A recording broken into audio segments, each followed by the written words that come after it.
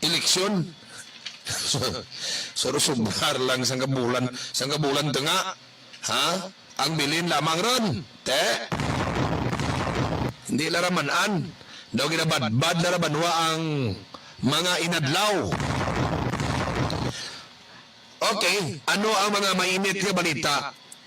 Ang gobyerno magatao kang 200 pesos per month bilang subsidy sa mga ma-identify na pobre na mga pamilya. Wow! Ha? Mga pinanggata brabati para sa pobre na mga pamilya. Oh. 200 ti kontrakan mo. Siyang ano malang 200 so yaman sa sakabulan, no? I-divide tabi.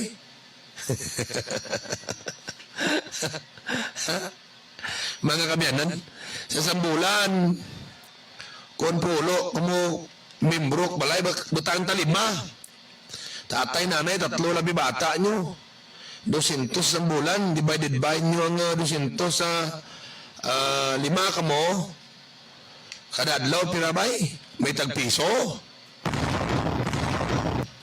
Ha? Mga kabyanan, hura ganit tagpiso, no?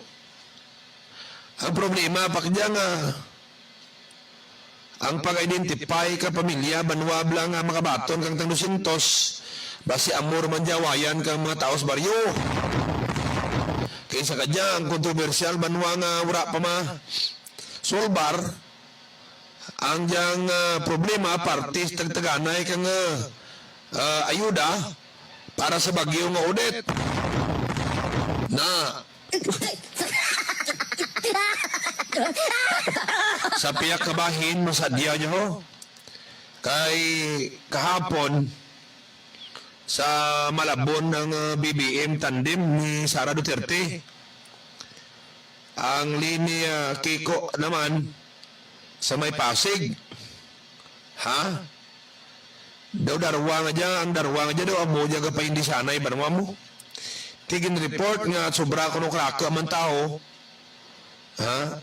Sa motorcade ni Bongbong Marcos. Bumalos ang grupo ni Lini, daw puro lang pink ang karsadahan ng Pasig kuno mga kabyanan. Tigalingin ulo katao kanya mo. Sino giblas darwag jam daog? Ha, si Lini o kung si Bongbong Marcos? Ha? Sino giblang madaog?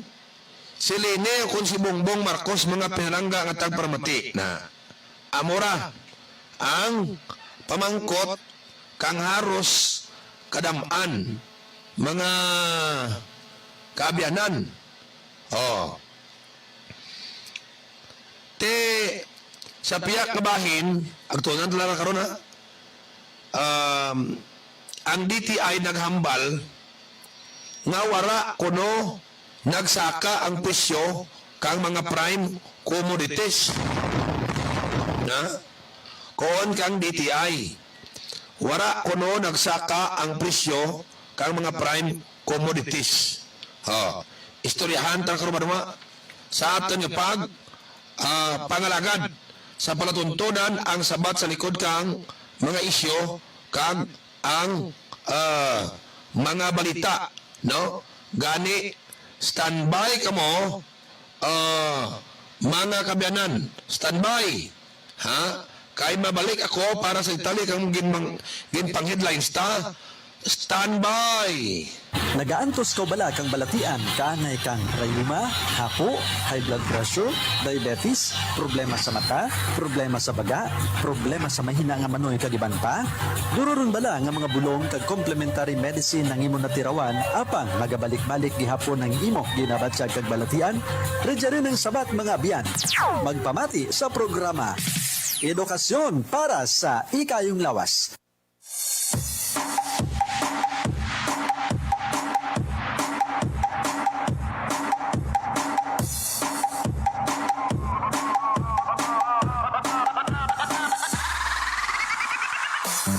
Subok rin sa Kongreso, dugungan tikenyo, alisto mga amiga